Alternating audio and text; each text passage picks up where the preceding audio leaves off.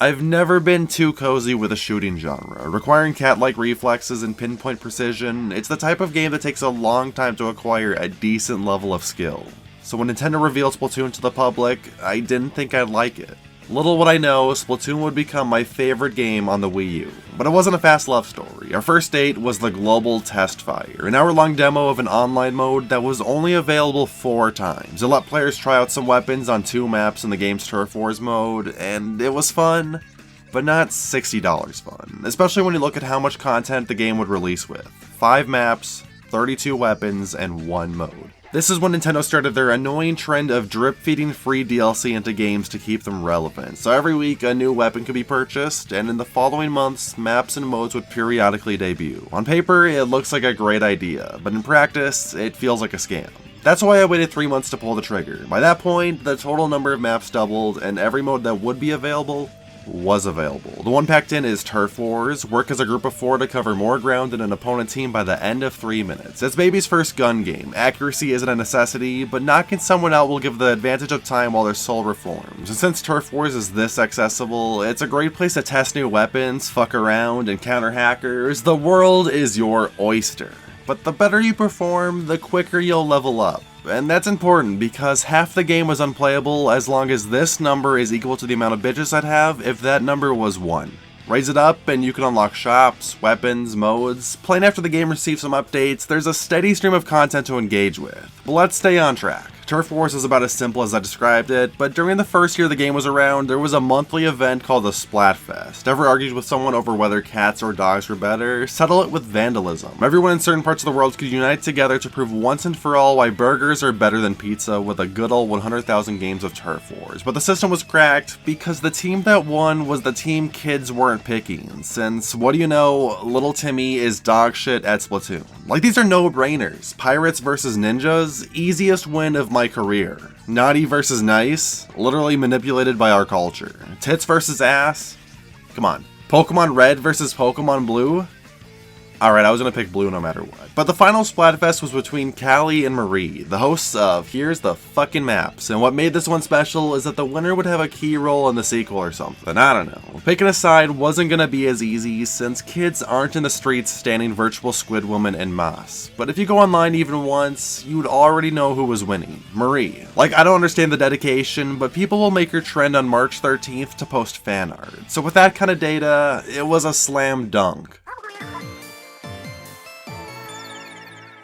If you reach level 10, you'll have access to the ranked modes. And when I think of Splatoon, this is why. There's 3 of them, and they're all more competitive than Turf Wars. Splat Zones has teams compete to control a specific plot of land on the map. Tower Control features a small, rideable tower that steers towards the opponent team's spawn whenever a player is standing on it. And Rainmaker is like Tower Control, but the tower is replaced with a powerful gun that slows down its holder. And before I go more in depth on these modes, I gotta mention an awful quirk about Splatoon, which is its scheduling. You can't just play whatever mode you want on the public lobbies. Everything runs on a 4-hour schedule. So let's say it's noon. For that 4-hour block, you can only play Turf Wars on 2 maps and 1 ranked mode on 2 maps. If your schedule is tight and the map and mode combo sucks, there's nothing you can do. Like, sometimes I'd boot up the game before bed and see Splat Zones with Bluefin, Deepo, and Port Mackerel, so I'd go to sleep. There's no reason I shouldn't be able to play a mode in all its maps anytime, and changing that could have made this game even better. So let's start with the Splat Zone, since I just said I hate it, and the main reason is because I suck at it. I like to play defensively, and I feel like this mode favors aggressive gameplay. On most maps, there's a marked spot in the center, and once a team has covered about 3/4 of the turf, they'll control the zone. And from there, it's a game of seizing the territory. Both teams have a timer that drops when they're in control, but if they ever lose it, they'll be penalized with a time extension. Some maps have 2 Splat Zones, which is supposed to add more strategy, but in my experience, these maps are worse because the zones are in spots that usually give the losing team fewer options to make a comeback. And I'll get into the weapons later, but some strategies rely on special attacks each one has, like the Ink Strike.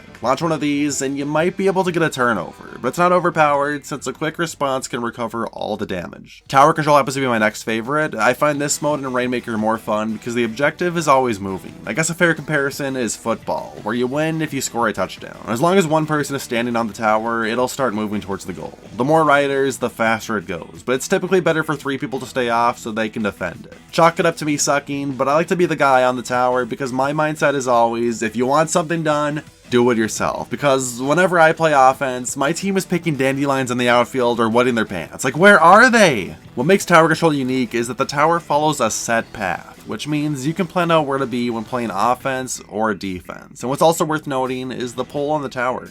Great for seductive dancing. Some weapons that flourish in tower control are blasters, splash walls, krakens, bubblers, and killer whales. Blaster shots have a huge radius, so they can hit anyone hiding behind the pole. Splash walls aren't common, but you can strategically throw one on the tower for a brief moment of immunity. Krakens and bubblers are effectively the same, since they keep you invincible for a few seconds, and killer whales are an instant Chinese fire drill special. Rainmaker. I said before, it's tower control with a gun that slows you down, but this mode is anything goes, and I love it. You gotta bring that sucker to the goal or die trying. And what makes it so fun is that there's usually more than one path to get there, which adds layers of strategy in playing offense and defense. Most maps usually have a route that's objectively better, but the nice thing is that every option is viable. And just like tower control, I'm a dirty little Rainmaker hog. If I can grab it, I will take it, because whenever my teammates have it and die, it's their fault. But whenever I have it and die, it was because they weren't there to defend me. It's flawless logic, and sometimes I'll grab it even if I'll die right away just to prolong my exposure to its pure eminence. Like, I'm pretty sure my teammates would strangle me because of all the times I've grabbed the Rainmaker just to die because we weren't ready to push it forward yet. But who's the one with all the W's under their belt? One of my favorite strats that most people don't use is timer stalling, and not like dying just to save 5 seconds. True timer stalling is when you're winning and there's 30 seconds left, so you bring the Rainmaker back to your spawn until time runs out. The one downside is that if it blows up in your face and results in a loss, you have to organize a funeral appointment afterwards. You gotta just kill yourself. I'm sorry, man. It's just those are the rules. I wouldn't say there's any specific weapons that excel in Rainmaker. Whatever is good in general will be good here. But I like to use sprinklers and killer whales because they open the Rainmaker bubble quicker, so I can have it sooner. I mean, it's my property. You don't let strangers hold your baby, you know? I gotta take it back and put her in the crib and tuck it night-night. So now that I've talked about the modes, here's the maps you play them on. But let's go a step up from your average description and drop all 16 into a tier list. D tier is exclusively anchovy games. This is the only map where if I see it, I turn off the game. I suck, okay? Nothing I try works, and my win rate is probably 10% here. C tier is full of maps with flaws that make me not want to play them for very long in a sitting. Piranha Pits, Urchin Underpass, and Flounder Heights. Piranha Pits is awkward because its spawns are too close to the center, making it incredibly difficult to get any momentum if you're losing. Urchin Underpass is the same issue, but instead of spawns being close, the pathway between them and the center is essentially a chamber that offers few options to flip a losing game. Flounder Heights is much less offensive, but it's divided by a building that can be climbed from anywhere, which is tedious to scale, but also gets annoying because there's a lot more surface area to worry about. B tier are the mediocre maps: Salt Spray Rig, Port Mackerel, Bluefin Depot, Black Valley Skate Park, and Hammerhead Bridge. Salt Spray Rig would be up a whole tier, but its Rainmaker and Tower Control modes were removed from ranked matches because the map's design was easy to exploit. But when that wasn't happening, rounds were always close and exciting. There's a few other maps where a mode was removed for exploits or other reasons, usually the Rainmaker because some levels can get nutty, and the lack of those modes affects my perception of them. Bluefin Depot was the toughest to rank. It's an amazing map for Rainmaker because games are always close and knockouts are super difficult to obtain. What dropped it so low is its Splat Zones, which is my least favorite map mode combo in the game. Add in a tower control with C tier issues and you get a really polarizing level. Port Mackerel is unique for its flat, trench-like design. Neutral is always fun to play, but once a team gets a significant lead, it's very easy for them to play defense. Black Valley Skate Park is the definition of average. Nothing this map does leaves a bad taste in my mouth, but there's not much it does better than other maps. And Hammerhead Bridge closes out the tier by having a fun gimmick with the bridges that require committing to your actions, but the map's large design and awkward placement of terrain keeps it down. A tier is where we get to the good maps: Walleye Warehouse, Museum de Alfonsino, Arowana Mall, and Camp Triggerfish. Walleye Warehouse is another average map, but unlike Black Valley Skate Park, this one has a Rainmaker. Museum de Alfonsino features a cool gimmick with the turnstiles, but without them, this map is very open and difficult to sneak around in. Arowana Mall probably shouldn't be this high, but it's a really aggressive map to play when snipers are in the mix. And Camp Triggerfish is cool because it's two parallel paths with a few options to cross over, which makes the Rainmaker and Tower Control especially fun, but it's a design I don't think works for Splat Zones. And that leaves us with a trifecta in S tier: Moray Towers, Kelp Dome, and Mahi Mahi Resort. What makes these three maps rank so high is their designs allow comebacks to always be possible. I've seen a lot of games end in a reversal during overtime where the winning team had a huge deficit to overcome, and because of that fairness, I love seeing these maps in rotation. Moray Towers is usually dominated by snipers, but there's plenty of paths and walls to avoid them, and while the map's grandiose scale should knock it down, the elevating design offers more options for players to defend their side. Kelp Dome is cool because its few paths split in ways where you'll always have some way to get into the mix without someone noticing. Like, you have the ability to enter the center from the opponent's base if you want. That's how well it's constructed. But the best map of all is Mahi Mahi Resort, which features an awesome gimmick where the map transforms after either team reaches a certain score. Turf rises from the water, shortcuts become available, and it all feels fair because both teams can use them however they want. It's a great selection of maps, and while the 4-hour 2-map rotation scheme sucks, the fact I've spent so many Splatoon sessions with those limitations says a lot for the map designs and modes. But what good is a shooting game if the weapons aren't fun to use? With 91 weapons after updates, Splatoon has a great amount of variety in determining how you want to play. The main classes are guns, snipers, and rollers, which can best be described with their range, but even in these categories, weapons are divided even further, again by range, firing speed, and power. Interesting to note that in this meta, the jack of all trades are the most popular. Splatter shots, literally the median, is the most prominent and by a significant margin. And this is followed by the snipers, whose superior range has the ability to make anyone want to kill themselves. And I'd go as far as to say whichever team has more snipers should theoretically win every time. Rollers suck. There's a few other weapons like Gatlings and Sloshers, but the only time I'll be caught dead with a bucket is when I'm kicking it. So let's move on to the sub and special weapons. Subs and specials are a buy one get two free with your weapon. They can't be changed, so it's best to focus on the ensemble. Sub weapons are comparable to grenades, but there's a couple oddballs. I personally like the Splat Bomb, but I think the best is the Beacon. Set one down and anyone on your team could super jump to it. One of the game's mechanics allows you to quick travel to your teammates or spawn, a handy tool to get back to the action or eject out of it, and in the right situations, you can press the button to instantly die.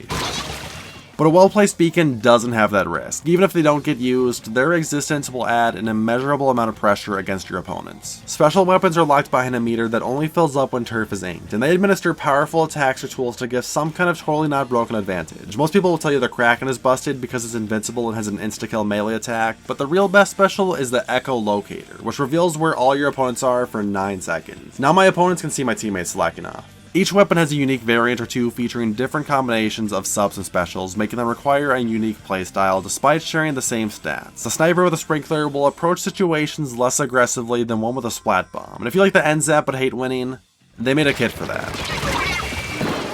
The last pillar of online play are the clothes. Hats, shirts, and Yeezys all come with a pre-installed ability and have the capacity to learn 3 or more with weaker effects. There's a ton of complexity with picking clothes, and to give you the short version, it sucks. Getting gear with optimal stats is extremely tedious. Brands each have one stat they're more likely to roll, but the odds of getting 3 of a kind is less than 3%. Want to reroll them? Play for 2 hours. And how about those abilities? They're buffs like increased speed, attack, defense, become ungovernable, fill up your special meter faster, stuff like that. And then some abilities are exclusive to one type of item, like the cold-blooded ability on shirts, which halves the time an echolocator is used on you, or the stealth jump ability on shoes, which removes the icon that tells everyone you're super jumping. Here's my kit. We got the signature pith helmet, a cold-blooded shirt, and some moccasins. I wouldn't say any stat is particularly better than the rest, but stats like ink savers and attack ups are more applicable to any playstyle, so you'll usually see people wearing cyan trainers and the jungle hat because their preset ability and brand combos give you those good abilities.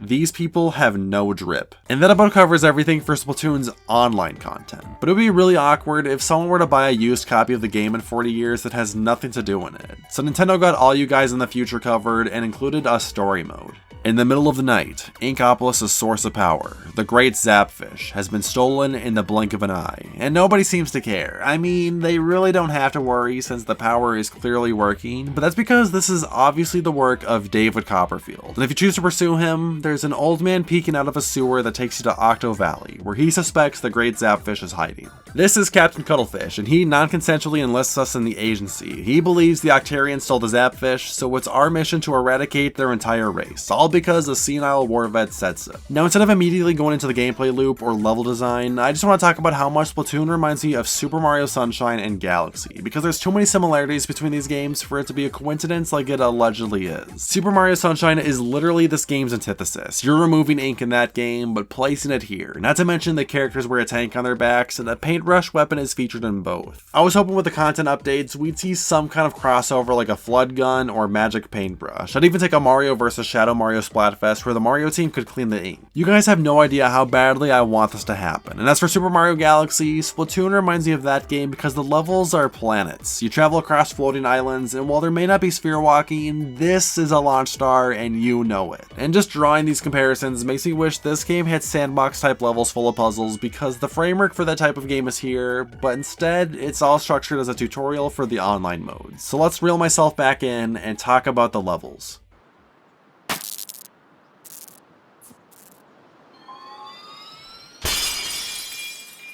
One thing Splatoon really highlights for me is the modern day Nintendo level design. Gimmicks and hazards are typically exclusive to 1 or 2 levels, and as you progress through them, the gimmicks' first appearance is in a controlled environment where you can safely understand them before they're used in more challenging sections. The sponge, for instance, is an obstacle that grows when you shoot it with ink, but shrinks when an enemy hits it. The first time you encounter one, you simply shoot it so you can climb to the next platform. Then round 2 comes, and enemies are introduced to show they can affect the sponges too. Without telling you anything, everything you need to know about the sponge has been taught, which means the game can comfortably feature locations where the sponge is the platform. And it adds urgency to enemy encounters because now you gotta play aggressively to defend the turf. You didn't even realize it, but this dumb yellow block is the best teacher you'll ever get. My man, more sponge, more funge.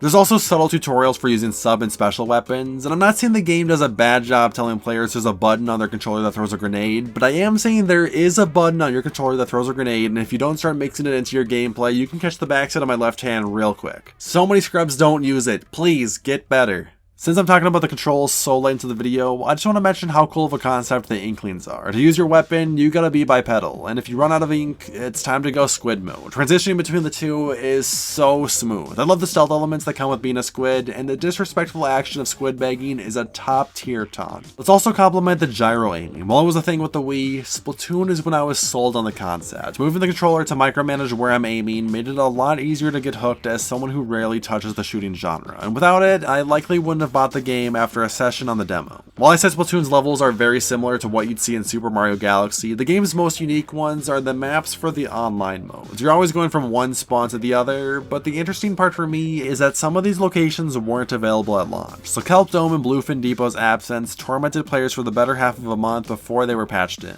And another map I want to highlight is Urchin Underpass. This level was redesigned after a couple months, so I never got to play the original version online. But I will confidently say, left unchanged, this would be the worst map in the game. Every room is so tiny. Like, who made this? The CEO of Spawn Camping? Splatoon has boss fights. Big surprise. Once every level in a world is cleared, you can hunt a big octopus. And the fights are all well-rounded, like having to quickly climb a wall in the first one, and needing to cover a large amount of turf for the third one. But I've always wondered why these bosses are all mechanical. It seems like they're just mechs being operated by hentai bait, but what's going on with the tentacle to face surface area ratio? I know there's enemies that are just tentacle stubs, but this isn't adding up. But the final boss goes around in a mech too, but this time we get to see their entire body. This is DJ Octavio, a 100-year-old war general with a SoundCloud whose boss fight takes longer than his age. They decided it was a good idea to have 8 quintillion phases where each one gets slightly harder, and the only way to beat him is to wield the power of music because that's fresh as fuck.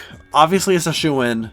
Them? Yeah man, the Squid sisters. Their lore is rich. Hidden in every level are sunken scrolls, and when they're collected, an illustration about the world of Splatoon along with a short description is unlocked. Some of these are related to the Great Turf War, showing Captain Cuttlefish and DJ Octavio when they were younger. A couple show what the shopkeepers Annie, Mo, and Krusty Chan are based on. There's a little bit of backstory for the Squid sisters' rise to stardom, and the opening measures to their song Calamari Incantation. Judd the Cat has a crazy backstory, being one of the last survivors of a world populated by humans. There's a graphic showing all the color combinations for online matches, and there's a picture of a human skeleton playing Wii U with a Wii remote strapped to a Pro Controller, which Nintendo themselves have promoted as the definitive way for a second player to participate in the Battle Dojo mode.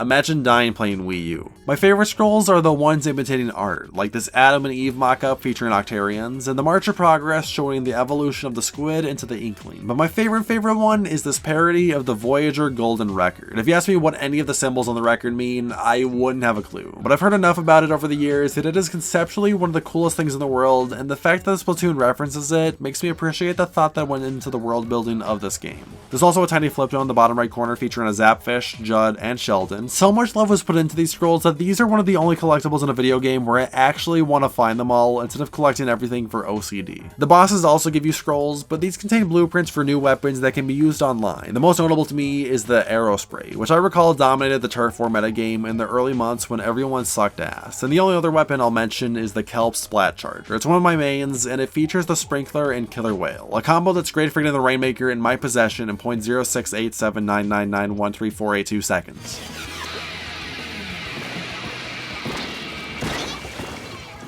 Splatoon has amiibo support. 5 amiibo were released featuring an Inkling Girl, Inkling Boy, Squid, Callie, and Marie. The Inkling Boy and Girl were sold individually, but the Squid was only available in the States through a 3-pack. And then a year later, the exact same amiibo were re-released with a paint swap. So if you own both 3-packs, you're an idiot. When the Inkling Girl is scanned, a bunch of levels from the story mode can be played with the sniper. Its incredible range makes them a breeze, but boss fights become difficult because of its limited horizontal coverage. Complete them all, and you'll unlock a skin for the default Splat Charger, a set of student-themed gear, and the Squid Ball arcade game. If you scan the Inkling Boy, you get roller challenges, and the unlockables are a roller skin, samurai gear, and the Squid Racer arcade game. And the last of the trio is the Squid, whose levels mix playing as a Kraken and having a limited amount of ink. These are really fun. Mindlessly plowing through obstacles as an invincible Kraken is incredibly satisfying, and the ink limit turned the game into a thought-filled hard mode where any mistakes can have consequences. Clearing these levels unlocks a Splattershot skin, robot gear, and the Squid Beats arcade game that doubles as a place to listen to the soundtrack.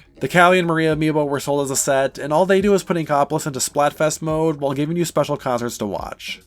Lame. Amiibo have always been in a tough spot since they provide new content, but usually when they do, it only makes me wish it was in the base game because, while I think the Squid Amiibo content is amazing, it only takes an hour to complete. And for something that's $13, potentially even $35, I have a hard time seeing the value for what you get. But if you're a weirdo with a foot fetish, the amiibo got you covered. And you might be wondering about those arcade games I said they unlock. Well, when you're waiting for the matchmaker to fill the lobby, the Wii U gamepad displays a minigame you can play. It's called Squid Jump, and I'm sure we've all played or seen a game like this before, but one thing you may not have known is that auxiliary games and loading screens like this were patented by Namco between 1995 and 2015. So Splatoon is one of the only games out there with this type of feature, since most games these days load too fast for an auxiliary game to be worth including, or there's no loading screens because we in the future now. For my amiibo, I have Squid Ball and Squid Beats. Squid Ball is a volleyball spiking game, and it's usually the one I'll play between matches since I'm trying to get my masters in Jellyfish Annihilation. Squid Beats is Donkey Konga, but without a combo tracker or score system. And if you want to get dizzy, you can turn on hard mode and watch as inputs only the 1% can perfectly input blur past your vision.